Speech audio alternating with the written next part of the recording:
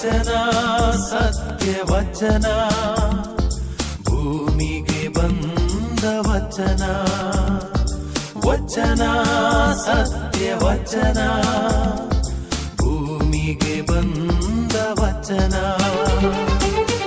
ಆದಿಯಲ್ಲಿ ಇದ್ದ ವಚನ ನಮ್ಮ ನೋಡ ಬಂದ ವಚನ ವಚನ ಸತ್ಯ ವಚನ ಭೂಮಿಗೆ ಬಂದ ವಚನ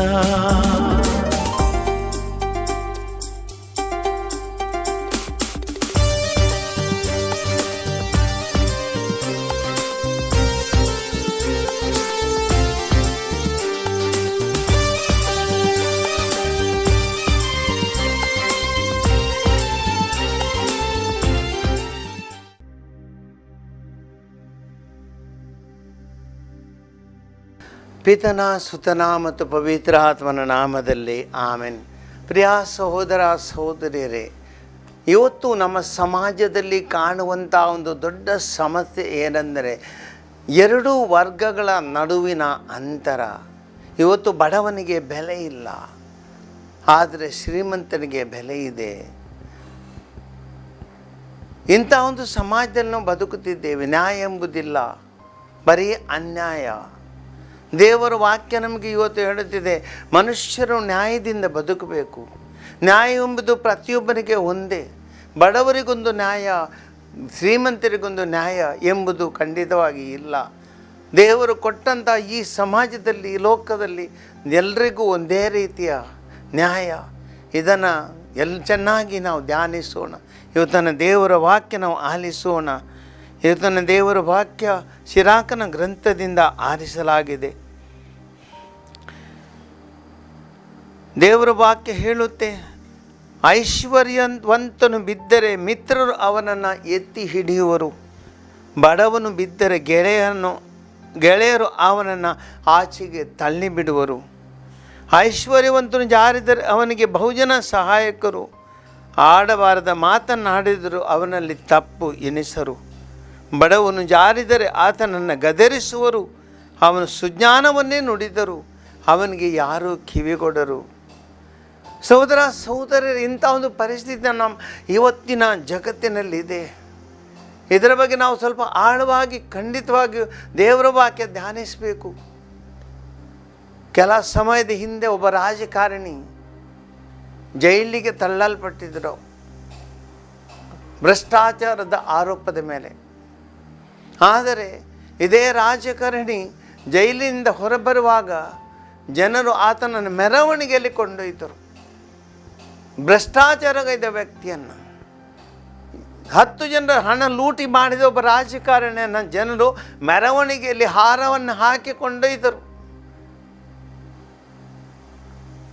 ಇನ್ನೊಂದು ಘಟನೆ, ಮಕ್ಕಳ ಕಳ್ಳ ಎಂಬ ಒಂದು ತಪ್ಪು ಗ್ರಹಿಕೆಯಿಂದ ಒಬ್ಬನನ್ನು ಕಟ್ಟಿ ಹಾಕಿ ಕೂಡಿ ಆತನಿಗೆ ಜನರು ಚಪ್ಪಲಿಂದ ಹೊಡೆದರು, ಬೇಕಾದ್ರಿಂದ ಹೊಡೆದರು. ನಿಜವಾಗಿ ಅವನು ಮಕ್ಕಳ ಕಳ್ಳನ ಆಗಿರಲಿಲ್ಲ. ಎಲ್ಲಿದೆ ನ್ಯಾಯ? ಎಲ್ಲಿದೆ ನ್ಯಾಯ? ಸಹೋದರ ಸಹೋದರರೇ, ಇದು ನಮ್ಮ ಇಂದಿನ ಸಮಾಜ. ಬಡವರಿಗೊಂದು ನ್ಯಾಯ, ಶ್ರೀಮಂತರಿಗೊಂದು ನ್ಯಾಯ. ಇಂಥ ಪರಿಸ್ಥಿತಿಯಲ್ಲಿ ನಾವು ಬದುಕುತ್ತಿದ್ದೇವೆ. ಕೆಲ ದಿನಗಳ ಹಿಂದೆ ಬೆಂಗಳೂರಿನಲ್ಲಿ ಮಳೆ ಸುರಿದು ತುಂಬ ಅವಾಂತರಗಳು ನಡೆದವು. ಮಳೆ ನೀರಿಗೆ ಎಲ್ಲವೂ ಕೊಚ್ಚಿ ಹೋಗಲ್ಪಟ್ಟಿತು. ಏನಾಯಿತು? ರಾಜಕಾಲುವೆಯನ್ನು ಆಕ್ರಮಿಸಿಕೊಂಡಂಥ ಎಲ್ಲ ಅಕ್ರಮ ಯಾರೆಲ್ಲ ಇಂಥ ಅಕ್ರಮವಾಗಿ ಇಂಥ ಜನ ಆಕ್ರಮಿಸಿಕೊಂಡಿದ್ದಾರೆ ಎಲ್ಲವನ್ನು ತೆಗೆಯಬೇಕಂತ ಮಹಾನಗರ ಪಾಲಿಕೆ ನಿರ್ಧಾರ ಕೈಗೊಂಡಿತು.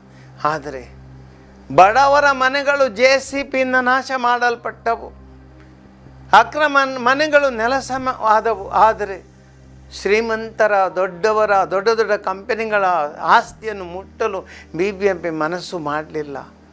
ಬಡವರಿಗೊಂದು ನ್ಯಾಯ, ಶ್ರೀಮಂತರಿಗೊಂದು ನ್ಯಾಯ. ಎಂಥ ಒಂದು ಭೇದ ಭಾವ! ದೇವರ ಮುಂದೆ ಇದು ಹೇಗೆ ಆಗುತ್ತೆ, ಇದರ ಬಗ್ಗೆ ನಾವು ಯೋಚಿಸಬೇಕು. ಸಹೋದರ ಸಹೋದರರು, ಇದರ ಬಗ್ಗೆ ದೇವರ ವಾಕ್ಯ ಹೇಳುತ್ತದೆ. ಐಶ್ವರ್ಯವಂತನು ಬಿದ್ದರೆ ಮಿತ್ರರು ಆತನನ್ನು ಎತ್ತಿಯೇ ಹಿಡಿಯುವರು. ಒಬ್ಬ ಹಣವಂತನಿದ್ದಾನೆ, ಐಶ್ವರ್ಯವಂತನಿದ್ದಾನೆ, ಆತನು ಬೀಳ್ತಾನೆ. ಬಿದ್ದರೆ ಆತನಿಗೆ ಎತ್ತಲಿಕ್ಕೆ ಜನ ಇದ್ದಾರೆ. ಯಾಕಂದರೆ ಆತನ ದುಡ್ಡನ್ನು ತಿನ್ನುವವರು, ಆತನ ದುಡ್ಡಿಂದ ಏನು ಮಾಡಲಿಕ್ಕೆ ಅವರನ್ನು ಗುಲಾಮರಾಗಿರಿಸಿಕೊಂಡಿದ್ದಾನೆ. ಹಣ ಇದ್ದರೆ ಎಲ್ಲವೂ ಸಾಧ್ಯ. ಹಣವಿದ್ದರೆ ಯಾವ ಪಕ್ಷದಿಂದ ಯಾವ ಶಾಸಕರನ್ನು ಅಥವಾ MP ಗಳನ್ನು ಕೊಳ್ಳುವಂಥ ಶಕ್ತಿ ಇವತ್ತಿದೆ. ಅಂದರೆ ಅಂಥ ಒಂದು ಪರಿಸ್ಥಿತಿ. ಜನರು ಚುನಾಯಿಸಲ್ಪಟ್ಟ ಒಬ್ಬ ವ್ಯಕ್ತಿ, ಒಬ್ಬ ಜನಪ್ರತಿನಿಧಿ ಇವತ್ತು ಹಣದಿಂದ ಕೊಳ್ಳಲ್ಪಡುತ್ತಾನೆ. ಇಂಥ ಪರಿಸ್ಥಿತಿಯಲ್ಲಿ ನಾವು ಇದ್ದೇವೆ. ಮನಸ್ಸಿಗೆ ನೋವುವಂಥ ಪರಿಸ್ಥಿತಿ. ಹಣವು ಎಲ್ಲವನ್ನು ನಿರ್ಧರಿಸುತ್ತೆ. ಹಣ ಎಲ್ಲವನ್ನು ನಿರ್ಧರಿಸುತ್ತೆ. ಅಂಥ ವ್ಯಕ್ತಿಗಳು ಇವತ್ತು ಸಮಾಜದಲ್ಲಿ ಉನ್ನತ ಸ್ಥಾನದಲ್ಲಿ ಇದ್ದುಕೊಂಡು ಭ್ರಷ್ಟಾಚಾರ ಏನು ಮಾಡಿದರೂ ಎಂಥ ವ್ಯಕ್ತಿಗಳ ವಿರುದ್ಧ ಮಾತನಾಡುವ ಮಾಧ್ಯಮಗಳು ಇಲ್ಲ. ಇವತ್ತು ಸಮಾಜದಲ್ಲಿ ಎಷ್ಟು ಉಳ್ಳವರು ಏನು ಮಾಡಿದ್ರು, ಅನ್ಯಾಯ ಮಾಡಿದ್ರು, ಎಂಥ ರೌಡಿಸಮ್ ಮಾಡಿದ್ರು, ಅದಕ್ಕೆ ಅವರು ಸಂತರೆಂದು ಪರಿಗಣಿಸಲ್ಪಡುತ್ತಾರೆ. ಆದರೆ ಒಬ್ಬ ಬಡವ, ಒಬ್ಬ ಏನು ಇಲ್ಲದವ ಚಿಕ್ಕ ಒಂದು ತಪ್ಪು ಮಾಡಿದರೆ ಆತನಿಗೆ ಚಪ್ಪಲಿ ಏಟು ಕೊಡಲಾಗುತ್ತೆ. ಆತನನ್ನು ಒದೆದು ಅಥವಾ ಹೊಡೆದು ಸಾಯಿಸಲಾಗುತ್ತೆ. ಇದು ನೈಜ ಪರಿಸ್ಥಿತಿ. ದೇವರ ವಾಕ್ಯ ನಮಗೆ ಹೇಳುತ್ತದೆ, ಇಂಥ ಪರಿಸ್ಥಿತಿ ನಮ್ಮಲ್ಲಿದೆ. ಬಡವನು ಬಿದ್ದರೆ ಗೆಳೆಯರು ಆತನವನ್ನು ಆಚೆಗೆ ತಳ್ಳಿಬಿಡುವರು. ಒಬ್ಬ ಬಡವನಿಗೆ ಬೆಲೆ ಇಲ್ಲ. ಒಬ್ಬ ಬಡವ ಬಿದ್ದರೆ ಆತನ ಸತ್ತು ಹೋದರೆ ಅದನ್ನು ಕೇಳುವವರಿಲ್ಲ. ಅದೆಷ್ಟೋ ವ್ಯಕ್ತಿಗಳು ಜೈಲಲ್ಲಿ ಕೊಳೆಯುತ್ತಿದ್ದಾರೆ. ಮಾಡಿದ ಅಪರಾಧ ಕೆಲವೊಮ್ಮೆ ಏನಿಲ್ಲ, ಆದರೆ ವಿಚಾರಿಸುವ ಗತಿ ಇಲ್ಲ. ಜೈಲಲ್ಲಿದ್ದಾರೆ, ಕೊಳೆಯುತ್ತಿದ್ದಾರೆ ವರ್ಷಗಟ್ಟಲೆ. ಆದರೆ ಹಣವಿದ್ದವನು ಇವತ್ತು ಸುಪ್ರೀಂ ಕೋರ್ಟ್ ತನಕ ಹೋಗ್ತಾನೆ, ಜಾಮೀನು ಪಡೆಯುತ್ತಾನೆ, ಜೈಲಿನಿಂದ ಹೊರಗೆ ಬರ್ತಾನೆ. ಹಣ ಇದ್ದರೆ ಎಲ್ಲವೂ ಸಾಧ್ಯ. ತನ್ನ ಜೀವನವನ್ನು ಆತ ಸಮಾಜದಲ್ಲಿ ಹೇಗೆ ಬೇಕು ಹಾಗೆ ಮೆರೆಯುತ್ತಾನೆ. ಎಂತಹ ವ್ಯತ್ಯಾಸ! ಬಡವರಿಗೊಂದು ನ್ಯಾಯ, ಶ್ರೀಮಂತರಿಗೊಂದು ನ್ಯಾಯ. ಇದು ದೇವರಿಗೆ ಮೆಚ್ಚಲ್ಲ. ಸಹೋದರ ಸಹೋದರರೇ, ಇವತ್ತು ಪ್ರತಿಯೊಬ್ಬರು ನಾವು ಯೋಚಿಸಬೇಕು. ದೇವರ ಮುಂದೆ ಏನಂತ ನಾವು ಯೋಚಿಸಬೇಕು. ಮನುಷ್ಯನ ಕಣ್ಣುಗಳನ್ನು ಮುಚ್ಚಬಹುದು. ಹಣದಿಂದ ಎಲ್ಲವನ್ನು ಬೇರೆಯಾಗಿ ಮಾಡಬಹುದು. ಆದರೆ ದೇವರ ಕಣ್ಣು ಮುಚ್ಚಲು ಎಷ್ಟೇ ಶ್ರೀಮಂತ ವ್ಯಕ್ತಿಗೂ ಸಾಧ್ಯವಿಲ್ಲ. ಇದು ಸತ್ಯ, ಇದು ಸತ್ಯ. ಬಡವರು, ಅವರಿಗೆ ದೇವರೇ ಗತಿ. ದೇವರು ಅವರೊಂದಿಗಿದ್ದಾನೆ. ಸಹೋದರ ಸಹೋದರರೇ, ಇವತ್ತು ನಾವು ಯೋಚಿಸೋಣ. ದೇವರ ನ್ಯಾಯ ಎಂಥದ್ದು. ಮನುಷ್ಯನೆಂಬನು, ಪ್ರತಿಯೊಬ್ಬ ಮನುಷ್ಯನು ದೇವರ ಸೃಷ್ಟಿ. ಒಬ್ಬ ಬಡವನಾಗಲಿ ಶ್ರೀಮಂತನಾಗಲಿ ಇಬ್ಬರೂ ದೇವರ ಸೃಷ್ಟಿ. ಇಬ್ಬರು ದೇವರಿಂದ ಸೃಷ್ಟಿಸಲ್ಪಟ್ಟವರು. ಇಬ್ಬರ ಜೀವಕ್ಕೆ ಸಮಾನ ಬೆಲೆ. ಇಬ್ಬರ ದೇಹದಲ್ಲಿರುವ ರಕ್ತ ಒಂದೇ ರಕ್ತ. ಇಬ್ಬರ ಸ್ವರೂಪ ಒಂದೇ. ಪ್ರತಿಯೊಬ್ಬರು ದೇವರಿಂದ ಸೃಷ್ಟಿಸಲ್ಪಟ್ಟವರು. ಪ್ರತಿಯೊಬ್ಬರಿಗೆ ಹಸಿವು ಒಂದೇ. ಪ್ರತಿಯೊಬ್ಬರಿಗೆ ಆಸೆ ಆಕಾಂಕ್ಷೆಗಳು ಒಂದೇ. ಪ್ರತಿಯೊಬ್ಬರಿಗೆ ಸಿಗಬೇಕಾದ ಹಕ್ಕುಗಳು ಒಂದೇ. ಪ್ರತಿಯೊಬ್ಬರಿಗೂ ದೇವರ ಪ್ರೀತಿ ಒಂದೇ. ಹಾಗಾದರೆ ನಾವು ಹೇಗೆ ಭೇದ ಭಾವ ಮಾಡಲು ಸಾಧ್ಯ? ಹೇಗೆ ನಾವು ಒಬ್ಬ ಶ್ರೀಮಂತ ಮತ್ತು ಒಬ್ಬ ಬಡವನೆಂಬ ಭೇದ ಭಾವ ಮಾಡಲು ಸಾಧ್ಯ? ಅನ್ಯಾಯವಲ್ಲವೇ? ಅನ್ಯಾಯವಲ್ಲವೇ? ದೇವರ ಮುಂದೆ ಒಬ್ಬ ಬಡವ ಮತ್ತು ಶ್ರೀಮಂತ ಸಮಾನನಾದರೆ ನಾವು ಒಂದು ರೀತಿಯಲ್ಲಿ ಇವತ್ತು ಯಾವೊಬ್ಬ ಕೆಟ್ಟ ವ್ಯಕ್ತಿ ಇವತ್ತು ಕೆಟ್ಟದನ್ನು ಮಾಡಿದ್ರು ಕಣ್ಣು ಮುಚ್ಚಿಕೊಂಡು ಇದ್ದೇವೆ, ಏನು ಮಾತಾಡಲ್ಲ. ಆದರೆ ಒಬ್ಬ ಬಡವನೇನಾದರೂ ಚಿಕ್ಕ ತಪ್ಪು ಮಾಡುವಾಗ ನಾನು ತಳ್ಳಿ ನೂಕಿ ಹಾಕಿದರೆ, ಆತನ ಜೀವನ ಸರ್ವಸ್ವ ನಾಶ ಮಾಡಿದರೆ ದೇವರ ಮುಂದೆ ನಮಗೆ ಉತ್ತರ ಕೊಡಲಿಲ್ಲವೇ? ಯೋಚಿಸೋಣ ಸಹೋದರ ಸಹೋದರರೇ. ನಮಗೊಂದು ಪ್ರತಿಯೊಬ್ಬರಿಗೊಂದು ಕಾನ್ಷಿಯನ್ಸ್ ಅಂತ ಇದೆ.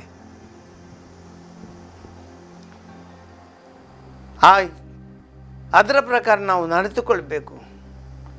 ಅಂತರಂಗದಿಂದ ಸಾಕ್ಷಿ, ಅದಕ್ಕೆ ಅಂತರಂಗದ ಸಾಕ್ಷಿ ಪ್ರಕಾರ ನಾವು ನಡೆದುಕೊಳ್ಬೇಕು.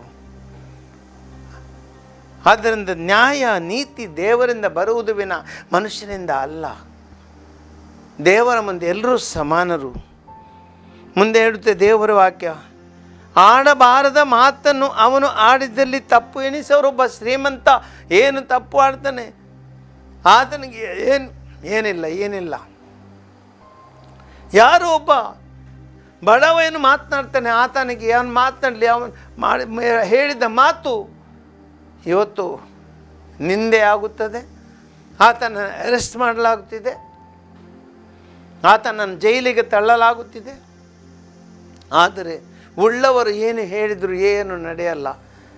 ಆತನಿಗೆ ಕಾನೂನಿಲ್ಲ, ಆತನಿಗೆ ಬಂಧನವಿಲ್ಲ, ಆತನ ಮೇಲೆ FIR ಇಲ್ಲ, ಆತನ ಮೇಲೆ ಕೇಸುಗಳಿಲ್ಲ. ಏನು ಮಾಡಲು ಸಾಧ್ಯ? ಇತ್ತೀಚೆಗೊಂದು ಮಾಧ್ಯಮದಲ್ಲಿ ಒಂದು TV ಯಲ್ಲಿ ನಾನು ಕಂಡುಕೊಂಡಂಥ ಒಂದು ದೃಶ್ಯ, ಒಬ್ಬ ರಾಜಕೀಯ ಒಬ್ಬ ಮುಖಂಡ ಹೇಳುವಂಥ, ಇವತ್ತು ನಮ್ಮ ಪಕ್ಷ ಅಧಿಕಾರದಲ್ಲಿದ್ದರೆ ನಮಗೆ ಯಾವ ರೀತಿಯಲ್ಲಿ ಯಾರು ಏನು ಮಾಡಲು ಸಾಧ್ಯ? ಸಹೋದರ ಸಹೋದರರೇ, ಅಧಿಕಾರವೆಂಬುದು ದೇವರಿಂದ ಕೊಡಲ್ಪಟ್ಟಿದೆ. ಸರ್ವ ಜನರಿಗೂ ಸರ್ವ ಮನುಷ್ಯರಿಗೂ ಒಂದೇ ರೀತಿಯ ಅಧಿಕಾರ ದೇವರು ಕೊಟ್ಟಿದ್ದಾರೆ. ಮನುಷ್ಯನ ಜೀವನ ಅದು ಧರ್ಮದಿಂದ, ವರ್ಗದಿಂದ, ಆತನ ಜಾತಿ ಭೇದ ಇವುಗಳಿಂದ ನಿರ್ಧರಿಸಲ್ಪಡುವುದು ಅಲ್ಲ. ಪ್ರತಿಯೊಬ್ಬನು ಯಾವುದೇ ರೀತಿಯಾಗಲಿ, ಯಾವುದೇ ಜಾತಿಯಾಗಲಿ, ಯಾವುದೇ ಧರ್ಮವಾಗಲಿ, ಯಾವುದೇ ಭಾಷೆ ಆಗಲಿ, ಎಲ್ಲವೂ ಒಂದೇ. ಇವತ್ತಿನ ದೇವರ ವಾಕ್ಯ ನಮಗೆ ಅದೇ ಹೇಳುತ್ತೆ.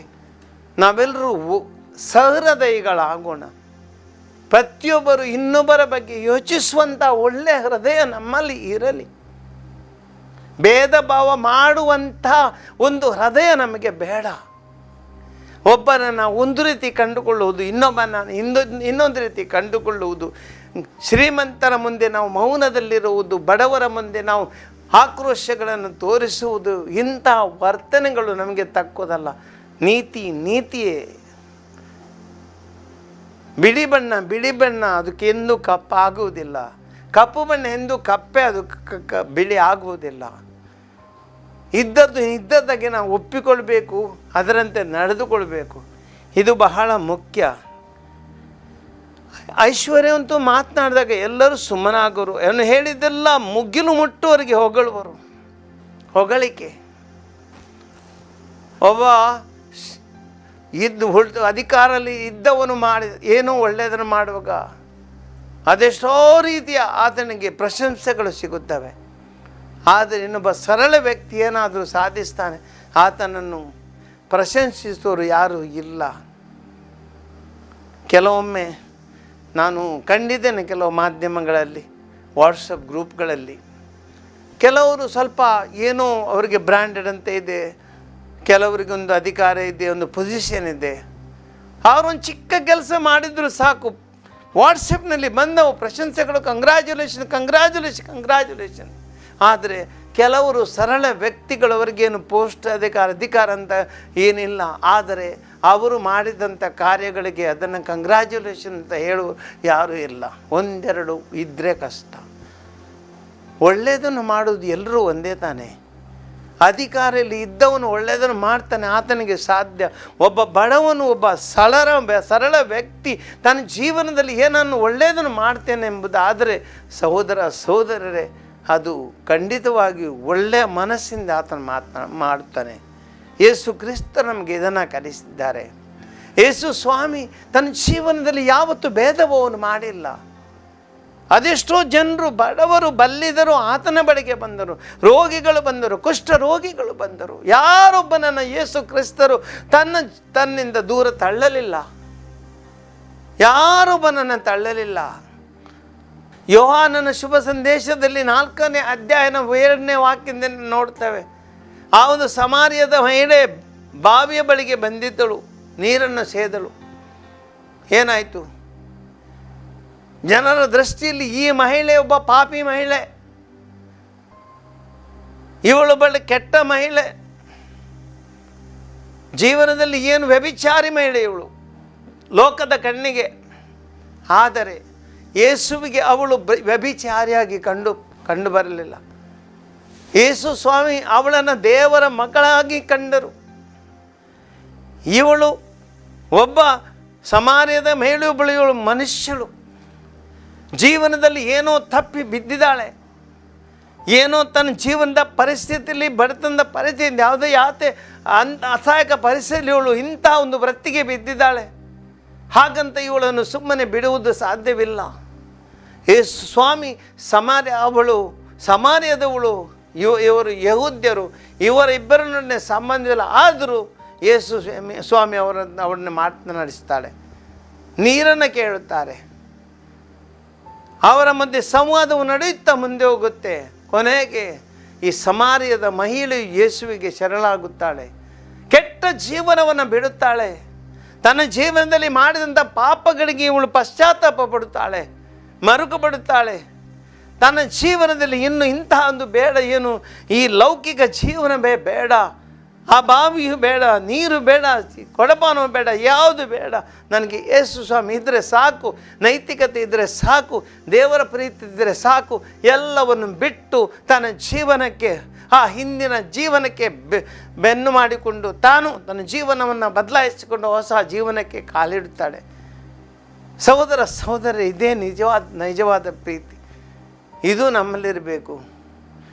ಲೂಕನ ಶುಭ ಸಂದೇಶದಲ್ಲಿ 7ನೇ ಅಧ್ಯಾಯದಲ್ಲಿ 37ನೇ ವಾಕ್ಯದಿಂದ ಓದೋಣ. ಅಲ್ಲಿ ಆ ಒಂದು ಸಿಮೋನನ ಮನೆಗೆ ಯೇಸು ಭೋಜನಕ್ಕೆ ಹೋಗಿದ್ದರು. ಆ ಹೊತ್ತಿನಲ್ಲಿ ಒಬ್ಬಳು ಮಹಿಳೆ ಬಂದು ಯೇಸು ಸ್ವಾಮಿಯ ಬಳಿಯ ಕುಳಿತುಕೊಂಡು ಕಣ್ಣೀರಿಡುತ್ತಾಳೆ. ತನ್ನ ಕಣ್ಣೀರನ್ನು ಯೇಸು ಸ್ವಾಮಿಯ ಪಾದದ ಮೇಲೆ ಅವಳು ಹಾಕುತ್ತಾಳೆ. ಆ ಕಣ್ಣೀರಿನಿಂದ ಪಾದವನ್ನು ತೊಳೆಯುತ್ತಾಳೆ, ತನ್ನ ಕೂದಲುಗಳನ್ನು ಒರೆಸುತ್ತಾಳೆ, ಸುಗಂಧ ದ್ರವ್ಯದಿಂದ ಯೇಸುವಿನ ಪಾದವನ್ನು ಅವರು ಅಭ್ಯಂಗಿಸುತ್ತಾಳೆ. ಸಹೋದರರೇ, ನೋಡಿದವರೆಲ್ಲ ಚಕಿತ ಪಡುತ್ತಾರೆ. ಇದೇಗೆ ಸಾಧ್ಯ?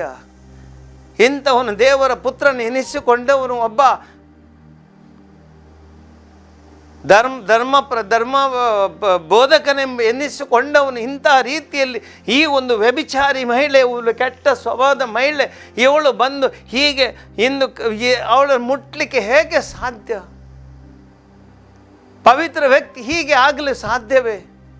ಇದನ್ನು ನೋಡಿಕೊಂಡು ಚಕಿತ ಪಡುತ್ತಾರೆ. ಒಳಗಿಂದೊಳಗೆ ಸಿಮೋನನು ತನ್ನ ಮನಸ್ಸನ್ನು ಯೋಚಿಸ್ತಾನೆ, ಈ ಯೇಸು ಸ್ವಾಮಿ ಇದು ಹೇಗೆ ಇವಳನ್ನು ಹಿಂದಿ ರೀತಿಯಲ್ಲಿ ಬೀಳುತ್ತಾರೆ? ಸಹೋದರರೇ, ಯೇಸು ಸ್ವಾಮಿ ಅವಳ ಭಾವನೆಗಳನ್ನು ತಿಳಿದುಕೊಳ್ಳುತ್ತಾಳೆ. ಅವಳಿಗೆ ಏನು ಬೇಕಾಗಿ ಮಾಡಲಿಕ್ಕೆ ಬಿಡ್ತಾರೆ, ಅವರ ಕಾಲನ್ನು ತೊಳೆಯಲು. ಅವಳು ಪಶ್ಚಾತ್ತಾಪ ಪಡುತ್ತಾಳೆ, ಪಾಪಕ್ಕಾಗಿ ಪಶ್ಚಾತ್ತಾಪ ಪಡ್ತಾಳೆ, ತನ್ನ ಹಿಂದಿನ ಜೀವನಕ್ಕಾಗಿ ಪಶ್ಚಾತ್ತಾಪ ಪಡ್ತಾಳೆ, ಹೊಸ ಜೀವನವನ್ನು ಕಂಡುಕೊಳ್ತಾಳೆ. ಪರಿವರ್ತನೆ ಆಗುತ್ತೆ, ಹೊಸ ಜೀವನವನ್ನು ಕಂಡುಕೊಂಡ ಈ ಮಹಿಳೆ ಯೇಸುವಿನ ಹಿಂಬಾಲಕಳಾಗುತ್ತಾಳೆ. ಅದೆಂಥ ಅದ್ಭುತ ನೋಡಿ. ಯಾರಿಗೆ ಸಮಾಜದಲ್ಲಿ ಬೇಡ ಎನಿಸಿಕೊಂಡವರು ಯೇಸುವಿಗೆ ಬೇಕಾದರು. ಅದೆಷ್ಟೋ ಘಟನೆ.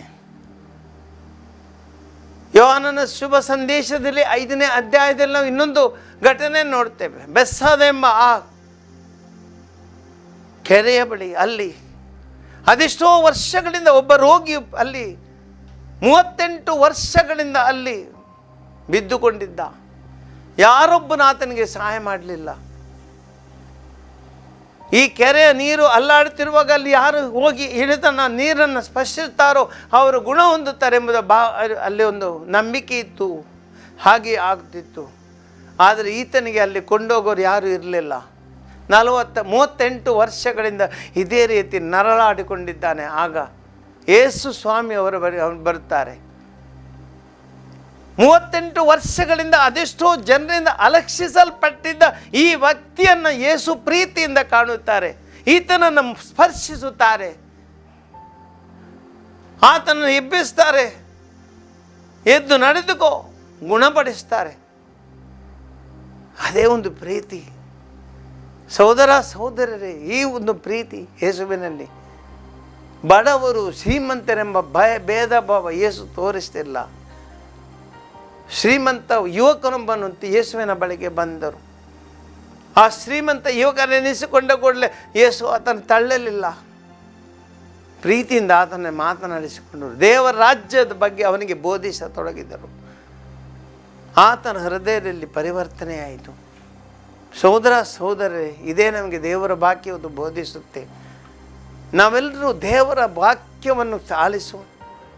ನಮ್ಮ ಜೀವನದಲ್ಲಿ ಯಾರೊಬ್ಬರು ನಾವು ಭೇದ ಭಾವ, ಶ್ರೀಮಂತ ಬಡವ ಅಥವಾ ಉಳ್ಳವನು ಇಲ್ಲದವನೆಂಬ ಭೇದ ಭಾವ ನಡೆದುಕೊಂಡಿದ್ದೇವೆ. ಆದರೆ ಮನುಷ್ಯ ಜೀವನದಲ್ಲಿ ಇತರರಿಗೆ ನೋವು ಕೊಡುವರು ಎಂಬುದು ಇದೆ ಅಂತಾದರೆ ನಮ್ಮ ತಪ್ಪಿಗಾಗಿ ಮರುಕಪಡೋಣ, ಪಶ್ಚಾತ್ತಾಪ ಪಡೋಣ, ಭೇದ ಭಾವಗಳನ್ನು ಬಿಡೋಣ, ಸರ್ವರನ್ನು ಒಂದೇ ಪ್ರೀತಿಯಲ್ಲಿ ಕಾಣೋಣ. ಕಾನೂನು ಎಂಬುದು ಎಲ್ಲರಿಗೂ ಒಂದೇ, ಭಾವನೆಗಳು ಎಂಬುದು ಎಲ್ಲರಿಗೂ ಒಂದೇ, ಪ್ರೀತಿ ಎಂಬುದು ಎಲ್ಲರಿಗೂ ಒಂದೇ, ಮನುಷ್ಯ ಕರುಣೆ ಎಂಬುದು ಎಲ್ಲರಿಗೂ ಒಂದೇ, ಜೀವನ ಎಂಬುದು ಎಲ್ಲರಿಗೂ ಒಂದೇ. ಹಾಗಾಗಿ ಈ ಲೋಕದಲ್ಲಿ ಎಲ್ಲರಿಗೂ ಒಂದೇ ರೀತಿಯಲ್ಲಿ ಜೀವಿಸಲು ನಾವು ಅವಕಾಶ ಮಾಡುವಂಥ ರೀತಿಯಲ್ಲಿ ಒಳ್ಳೆಯ ಜೀವನವನ್ನು ನಡೆಸಿಕೊಂಡು ಒಳ್ಳೆಯ ಸಮಾಜವನ್ನು ರೂಪಿಸೋಣ, ಒಳ್ಳೆಯ ಧರ್ಮಸಭೆಯನ್ನು ರೂಪಿಸುತ್ತಾ ಇದಕ್ಕಾಗಿ ದೇವರನ್ನು ಹರಸಲೆಂದು ಪ್ರಾರ್ಥಿಸೋಣ. ದಯಾಮಯಿ ದೇವರೇ, ಇವತ್ತಿನ ಈ ಲೋಕದಲ್ಲಿ ಮನುಷ್ಯರು 2 ವರ್ಗಗಳಾಗಿ ಇವತ್ತು ಒಬ್ಬರಿಂದೊಬ್ಬರು ದೂರವಾಗಿ ಅದೆಷ್ಟೋ ಭೇದ ಭಾವಗಳಿಂದ ಮನುಷ್ಯನನ್ನು ನಡೆದು ಎಷ್ಟೋ ಜನರಿಗೆ ಅನ್ಯಾಯವಾಗ್ತಿರುವಾಗ, ಎಷ್ಟೋ ಜನರಿಗೆ ಅನ್ಯಾಯವಾಗಿ ಒಳ್ಳೆಯದಾಗುತ್ತಿರುವಾಗ, ಇಂಥ ಒಂದು ಸಮಾಜದಲ್ಲಿ ಎಲ್ಲರೂ ಒಂದೇ ರೀತಿಯಲ್ಲಿ ಪ್ರೀತಿಯಿಂದ ನಡೆದುಕೊಂಡು ಯಾವುದೇ ಭೇದವೆಂಬುದು ಇಟ್ಟುಕೊಳ್ಳದೆ ಒಳ್ಳೆಯ ಮನಸ್ಸಿನಿಂದ ಸಹೃದಯದಿಂದ ಬದುಕುವಂಥ ಹೃದಯವನ್ನು ನಮಗೆ ಕೊಡಿರಿ. ಎಲ್ಲರನ್ನು ಪ್ರೀತಿಯಿಂದ ಬದುಕಲು ಒಳ್ಳೆಯ ಸಮಾಜವನ್ನು ರೂಪಿಸುವಂಥ ಶಕ್ತಿಯನ್ನು ನಮಗೆ ನೀಡಿರೆಂದು ನಾವು ನಿಮ್ಮಲ್ಲಿ ಪ್ರಾರ್ಥಿಸ್ತೇವೆ. ಆಮೇನ್.